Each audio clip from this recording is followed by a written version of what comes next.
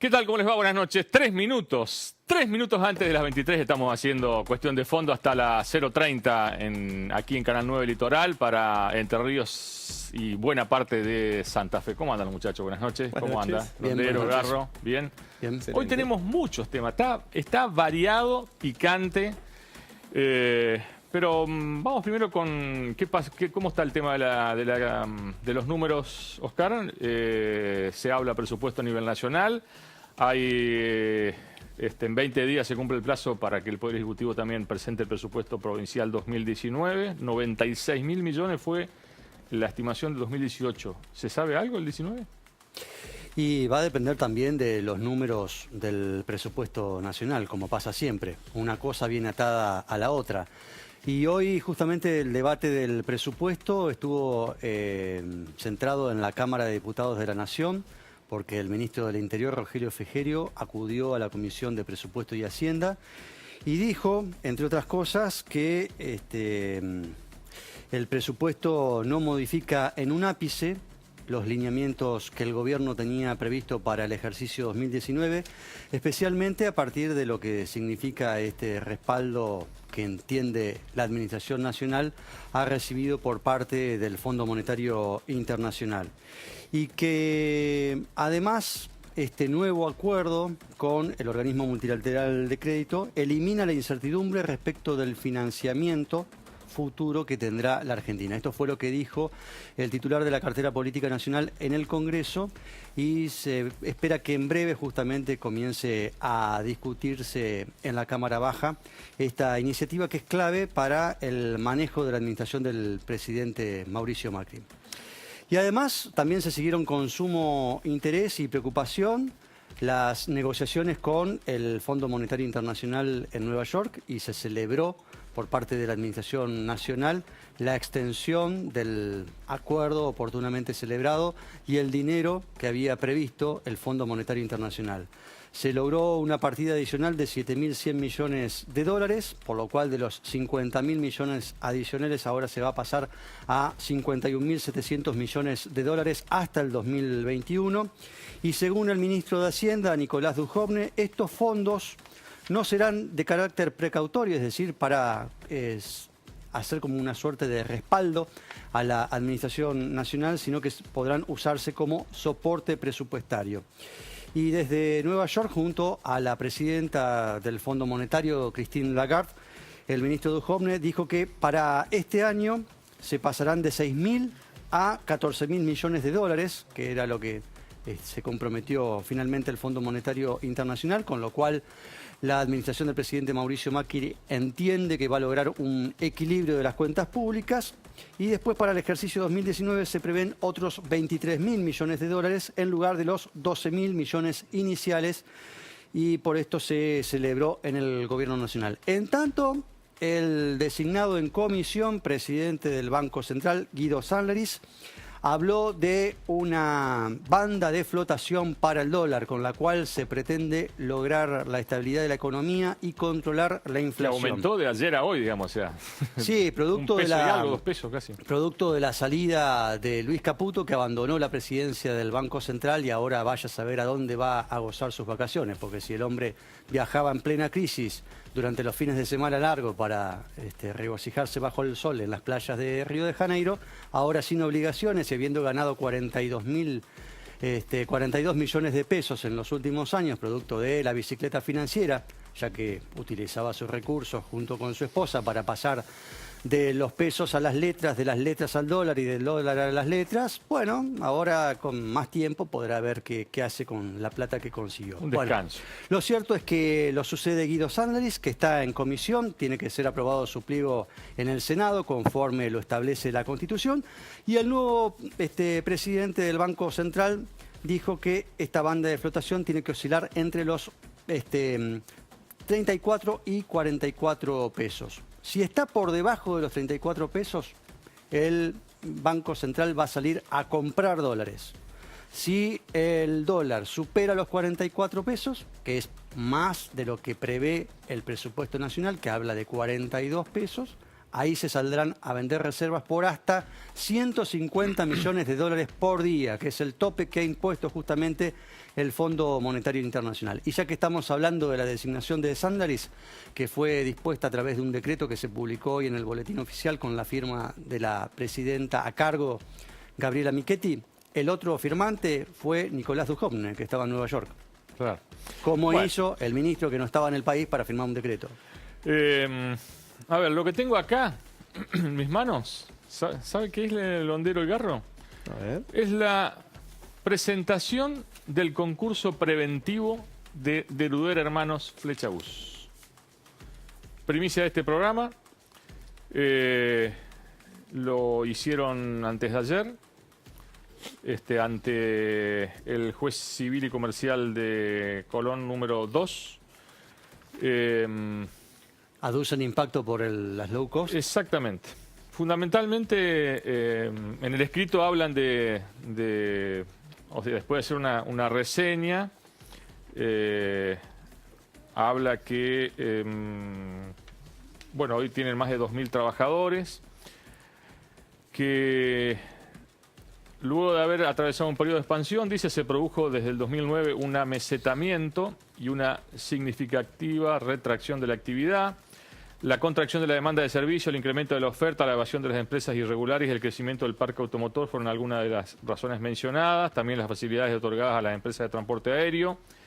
Y se enumeraron también el encarecimiento de los costos operativos, el aumento de los impuestos y el alza de los costos laborales. Perdón, costos operativos y vivió subsidiada por el Estado. Sí, pero bueno, o sea que siempre se quejan los muchachos. Bueno, el tema es que vos sabés que desde el Juzgado Civil y Comercial, a cargo del doctor Arieto Alejandro Otogali, ¿qué hicieron? Enviaron urgente al Superior Tribunal de Justicia un pedido de socorro. Porque obviamente dicen, la posible concursada denuncia tener actividad diariamente en 22 provincias de Argentina y de Brasil, es parte de un grupo de varias empresas, posee aproximadamente 2.600 empleados directos, es objeto de centenares de ejecuciones fiscales en el fuero federal y provincial. Se ha concedido una prórroga para la presentación de los informes contables y dice el tema es que los juzgados civiles de Colón no poseen estructura técnica, contador con especialidad en sindicatura, personal extra especializado, posible secretaría, ni edilicia para la tramitación de una mega causa de esta índole. Por ello, dice, es imprescindible la colaboración de parte del Superior Tribunal de Justicia, brindándonos los elementos necesarios para llevar adelante tal tarea, requiriéndose de mayor dotación de personal el que deberá ser especializado para ello por el tiempo que se prolongue dicha situación. Obviamente. Bueno, y en este picadito último, hoy se hizo en horas de la tarde la audiencia de elevación a juicio de la causa contra Gustavo Rivas en Gualeguaychú, Garro, ¿no? Sí, exactamente. Hay diferentes cuestiones. La causa recayó en un nuevo juez de garantías, Tobías Podestá, que no solo le cayó la causa de Gustavo Rivas, sino que también en ese mismo juzgado van a tramitar las causas contra el actual diputado Riganti y una causa muy polémica en Gualeguaychú, que es la causa de Central Entrerriano. Todas causas que ocupan una oficina entera con documentación. En lo que respecta a Rivas, el juez dio 20 días más para que la defensa pueda aportar nuevas pruebas, lo cual fue cuestionado por el abogado Alfredo Vitale, que es abogado de las víctimas, porque consideró que es como una prórroga de 20 días más y lo cual pidió que no se conozcan todavía los nombres de los testigos que han declarado. Se calcula que van a pasar no menos de 100, al menos ya hay 100 testigos que van a pasar por los tribunales de Gualeguaychú, aunque se supone que esa cifra se va a aumentar mucho más a medida que los reconocimientos de las diferentes fotografías de las personas que estén ahí puedan ser citadas como testigos. Bueno, y lo otro saliente de la jornada, en la causa de la desaparición del Meggi, hoy en el Tribunal Oral Federal, el fiscal José Ignacio Candiotti pidió 12 años de prisión para los doctores Torralday, para el doctor Torralday y 9 años para los doctores Baitun y Rossi. Y esto no es todo. ¿Qué tenemos, Anto? Buenas noches, Daniel. Buenas noches. Esta noche en Cuestión de Fondo, peligro latente. Se sospecha que durante la gestión de Hugo Rigelato, al frente de obras sanitarias, se permitió la colocación de caños con restos de hidrocarburos. Aunque fue advertido ante autoridades del más alto nivel, la presunta contaminación de pozos para la captación de aguas subterráneas es un problema en ciernes. La justicia ordenó estudios que la policía no está en condiciones de realizar. Financiación política y corrupción. En instantes, más pruebas que comprometen al diputado provincial Ricardo Troncoso. El precandidato a gobernador había sido denunciado en cuestión de fondo por quedarse con más del 70% del sueldo de 2 empleados. Narcotráfico, adicciones y falta de control. De 2011 a 2016, Gendarmería llevó a cabo entre 15 y 20 operativos por narcotráfico.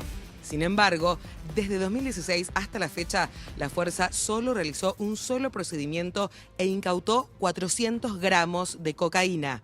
Hay preocupación por la cantidad de jóvenes de Gualeguaychú que llegan a rehabilitación, la mayoría por consumo de cascarilla, una droga similar al paco.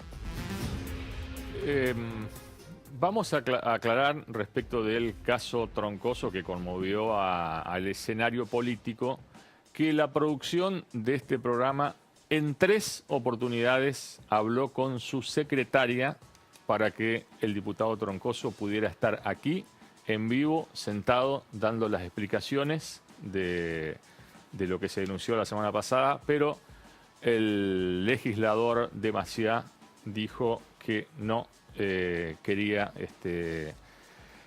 estar aquí en el programa. Obviamente hizo declaraciones periodísticas, radiales y no más que eso, pero nos parecía interesante que además un precandidato a gobernador de su postura, digamos, cuente, digamos, cuál es su posición aquí en este programa, porque teníamos muchas preguntas para hacerle.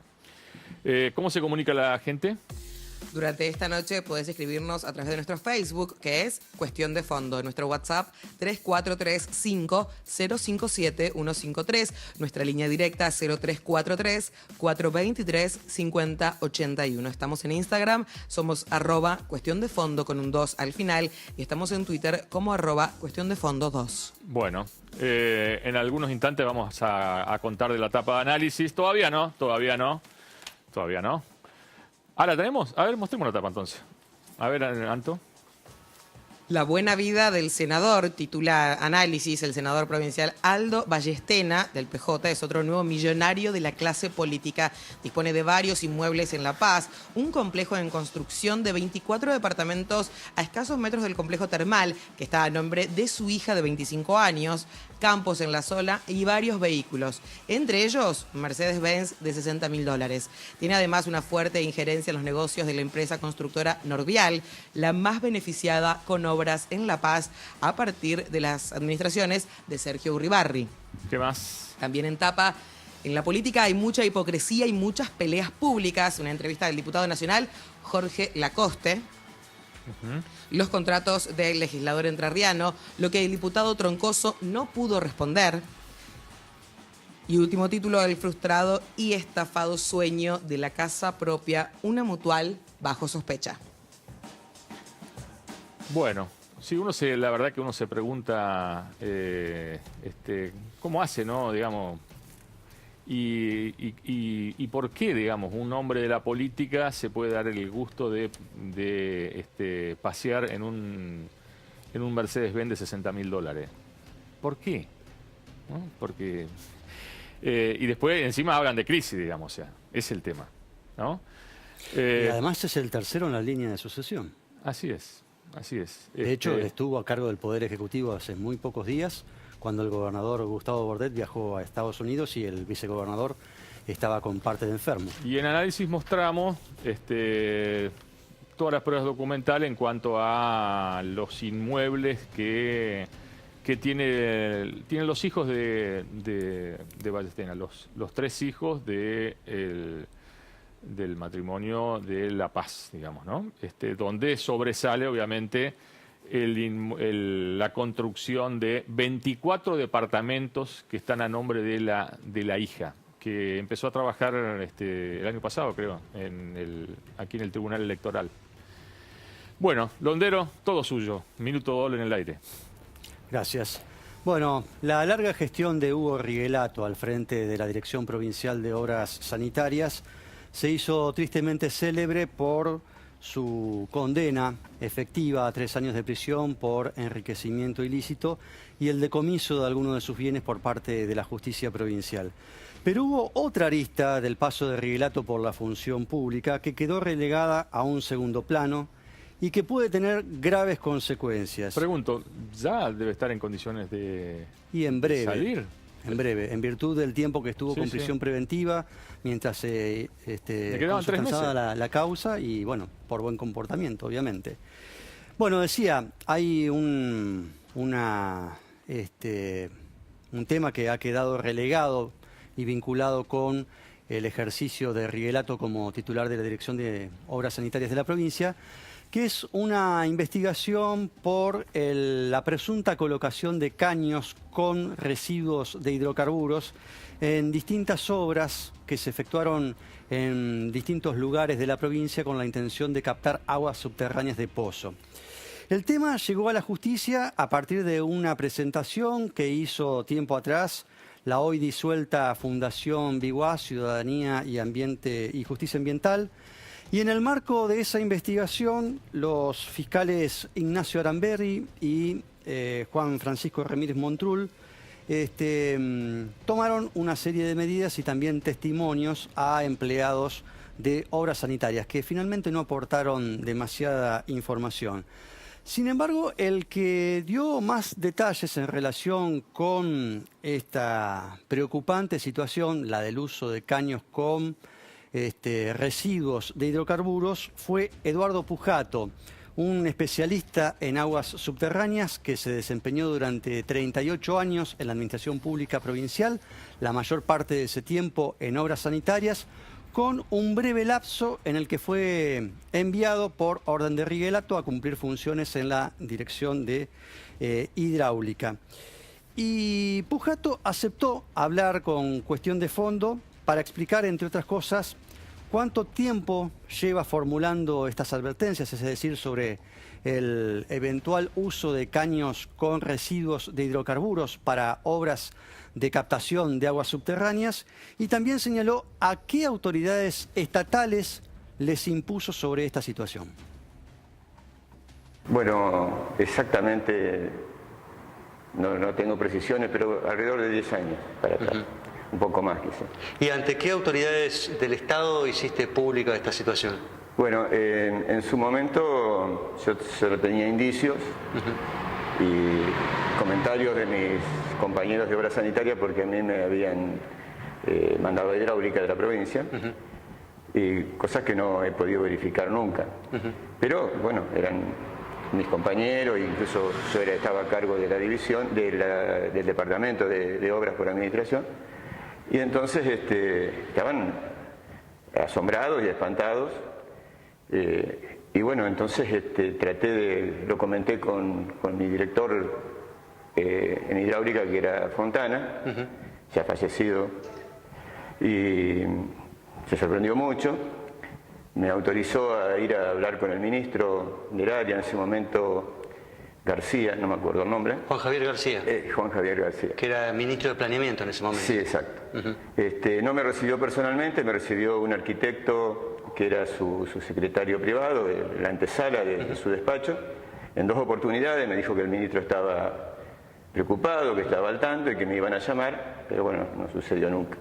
También yo colaboraba de alguna manera a través de Horacio Enrique con Medio Ambiente y con RAFO.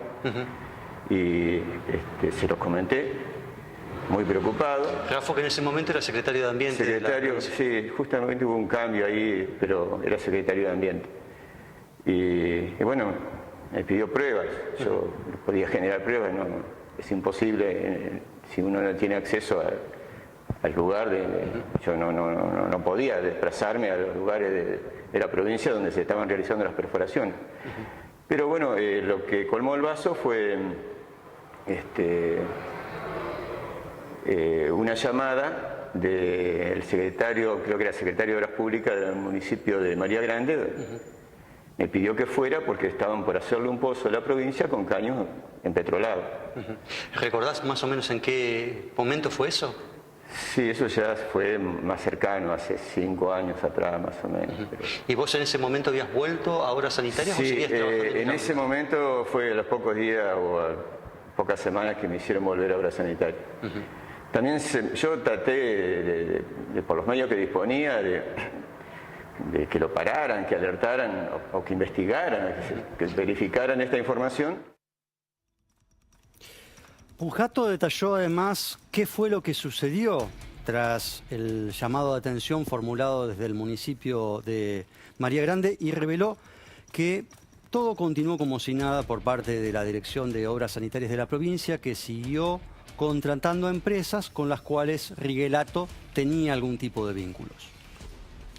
Me llamó porque yo los había ayudado a ellos con el tema del agua potable, de la fuente, y tenía mi teléfono y bueno, me llamó para ver que yo podía hacer algo y le dije que estando ahí, que le dijera al intendente que lo parara y bueno.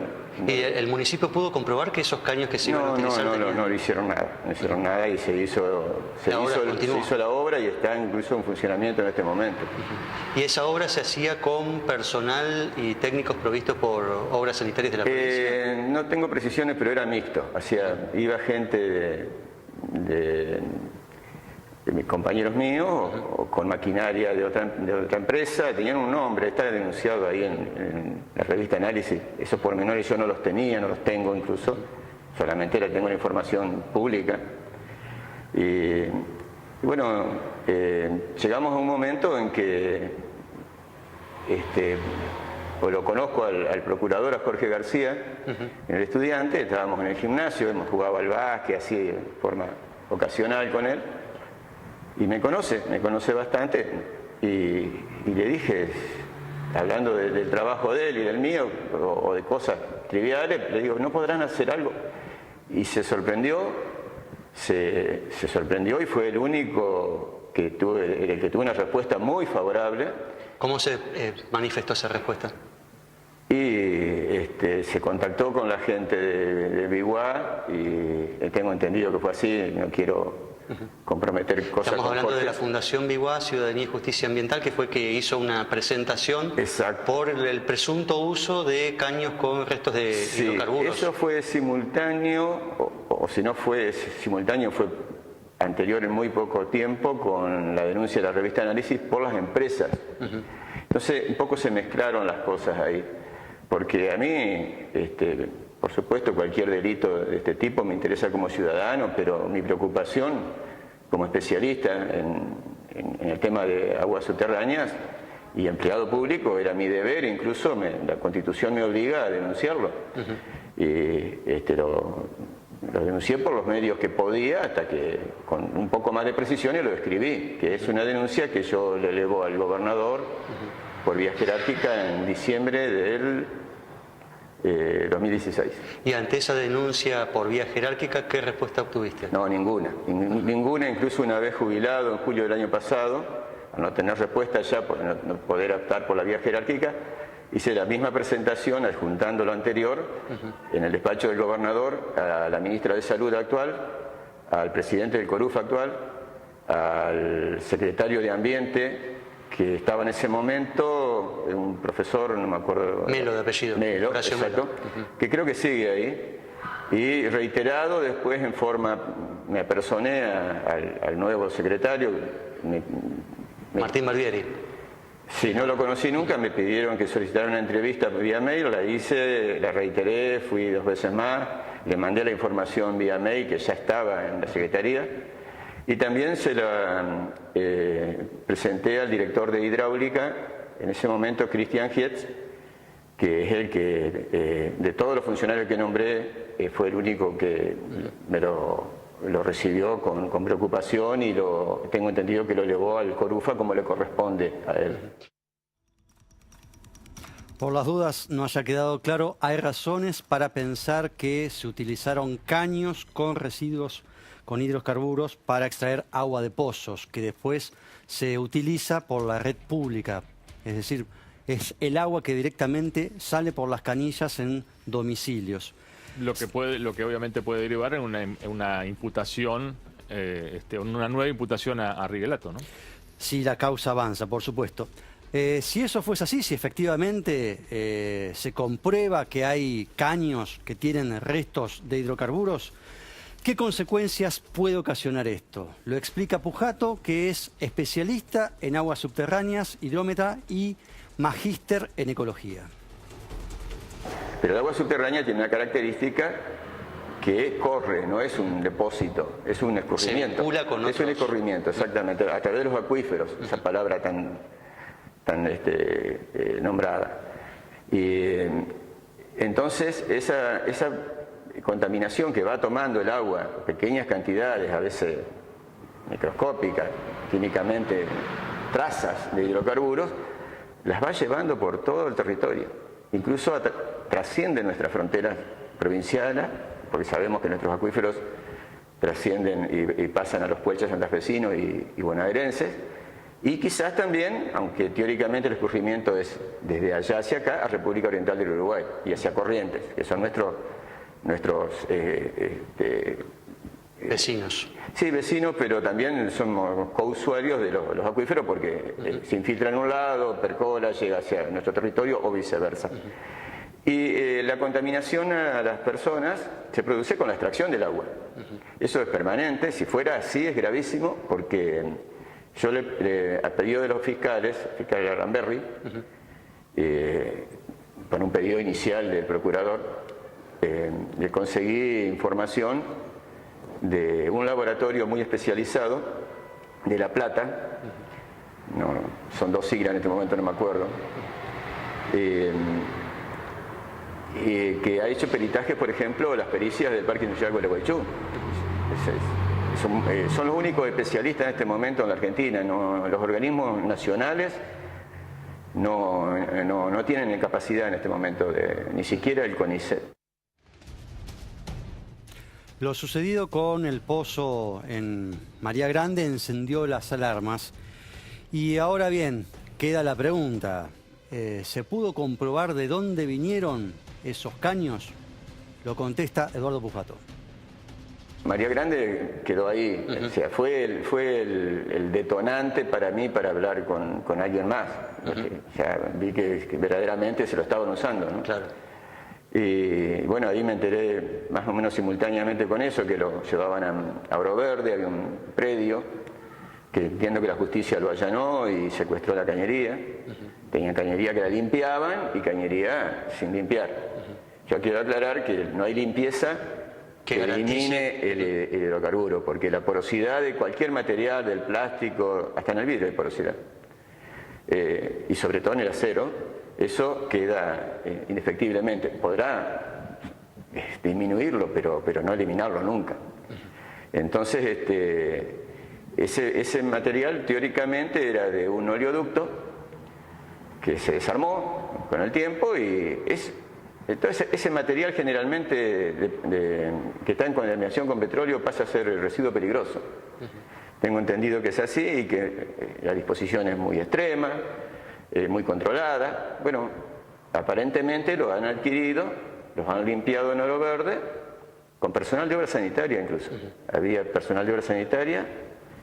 Y de la empresa contratista, digamos. Y un empleado de la empresa, de la otra empresa, pero era un empleado de obra sanitaria, que se los nombré al fiscal para que tuviera información directa, los que iban a trabajar, los que yo sabía que iban a trabajar, pues esos mismos me lo habían contado a mí. En el marco de esta investigación, el Ministerio Público Fiscal solicitó la intervención de Criminalística para que hiciera un peritaje, pero no se consiguió detectar algún tipo de sustancia derivada del petróleo en los caños que fueron utilizados en esta obra en María Grande. De todas maneras, Pujato, además de proponer un laboratorio con sede en La Plata, al cual mencionaba en su testimonio, también sugirió el nombre de un especialista, un doctor en ciencias hídricas, Jorge Díaz, que es oriundo de Concepción del Uruguay y que tiene vasta experiencia en la realización de pericias de este tipo. Y en el marco de la investigación también se citó a declarar a algunos empleados de obras sanitarias que, según dijeron los fiscales, no aportaron demasiados datos para tratar de esclarecer el caso. El que no declaró en esta causa fue Riguelato. Curiosamente, quien estuvo al frente de la Dirección Provincial de... Lo van a citar como imputado, digamos, o sea. Claro, no sé si como imputado, pero ni siquiera como testigo declaró en el marco de la causa. No.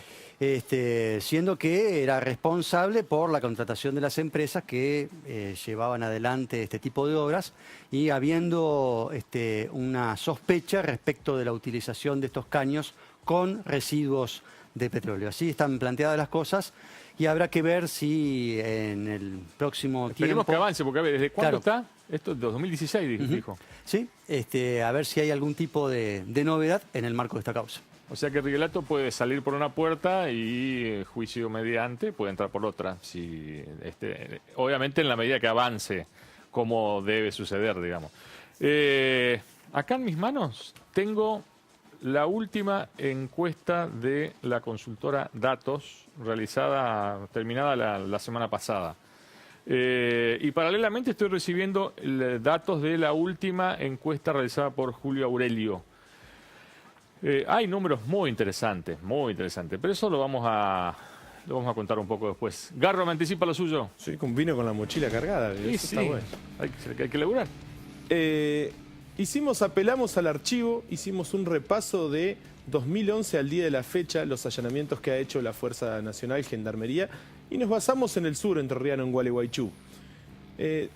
No es fácil conseguir cuando se habla de drogadicción y de drogas y de adictos en recuperación datos estadísticos y números concretos. Bueno, en el informe que vamos a presentar hoy vamos a mostrar y a contarles datos precisos de cómo está, por ejemplo, la realidad en Gualeguaychú y les vamos a contar en los últimos años cuánto se ha incautado de droga y en el último año cuánto se ha incautado. Bien, primera pausa publicitaria cuando son las 23:28 minutos. Después seguimos. Recién estamos entrando en calor, ¿eh? Falta todavía, falta. Pausa.